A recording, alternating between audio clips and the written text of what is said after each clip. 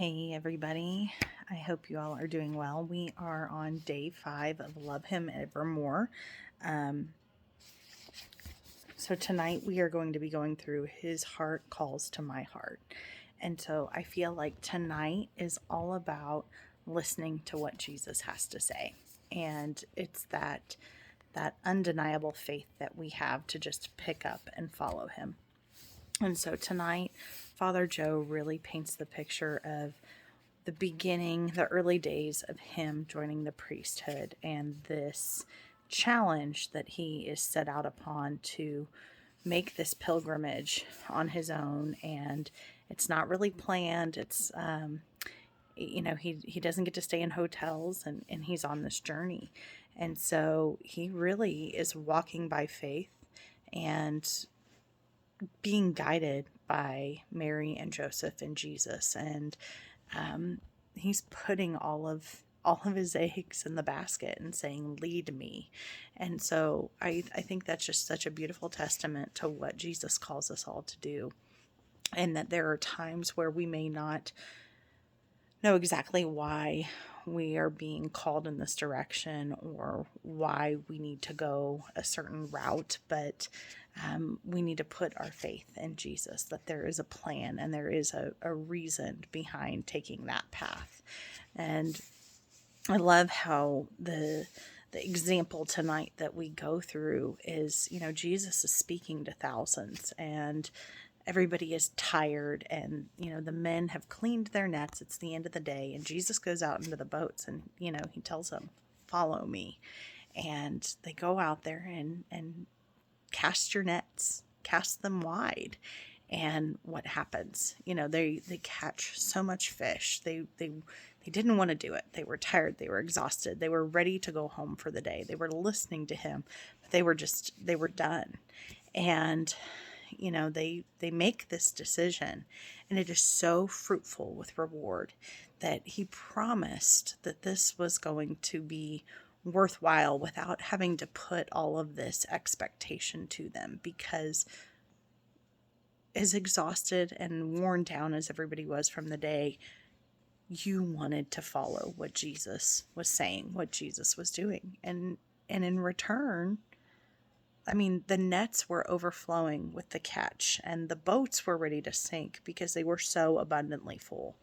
And so Jesus reminds us that when we walk this walk with him, when we put our faith and our trust in him, he is going to provide. Not to say that it's not going to have its share of bumps in the road, but he is going to be there, and that we need to listen to him. And so in the concluding part of, he starts to talk about how he goes to see Mary, Martha, and Lazarus, and he has this dinner. He goes to spend time with his friends, and same thing. Like, we hear this. We've touched on Mary and Martha, I feel like, so many times in the past few months, this story, and there's so much to be taught there. And the act of listening to what Christ has to tell us. And so that's what we're going to reflect on tonight. That is where our Ignatius exercise is going to come into. And so our questions really reflect around this tonight, and what this meeting between these 4 friends looked and felt and smelled like. Just everything about it. So 1, imagine the place. Use your 5 senses. Smell the fragrant oil, what food is being served, consider the lighting arrangement of the room, and more.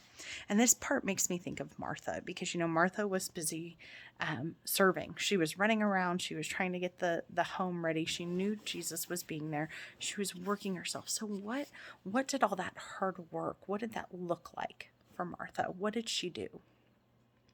See the people. For example, Mary, a close friend of Jesus, took a liter of perfume oil, anointed the feet of Jesus, and dried them with her hair. So, of course, you've got all of these things. And here's Mary sitting at the feet of Jesus, and this ritual of cleansing his feet and the perfumed oil. And I can just imagine there's a calmness and all of that when it's going on. 3, place yourself in the scene, just as if you were there. at table with Jesus, eager to listen and to help. I think I would have to be very diligent in making sure that I was listening, because I feel like if I was at the table with Jesus, I would have so many questions for him. There's so many things I would want to ask, but I think it would be the one time in my life to really make sure I shut up and listen. Like just be quiet, Brianna. Just hear and absorb and soak in everything that he has to share with you, and in turn, how can you help others with what Christ is about to say? Number 4, conclude with a conversation with Jesus or one of the people in the scene.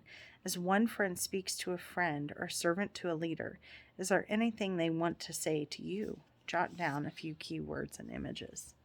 Again, I feel like I could fill a whole book, because there'd be so many things that I would want to converse with Christ about and ask and just understand. But really breaking it down to the core of what would be the most important things that I would want to take away from that conversation. Number 5, close with a familiar prayer in the Omne Christi or the Suspice. And so I think that, again, in some of these prayer times that we do at the end of these readings, to just, again, invoke the Holy Spirit to come in and be a part of this beautiful relationship with Christ, to open our hearts, to connect our heart to Jesus' Sacred Heart.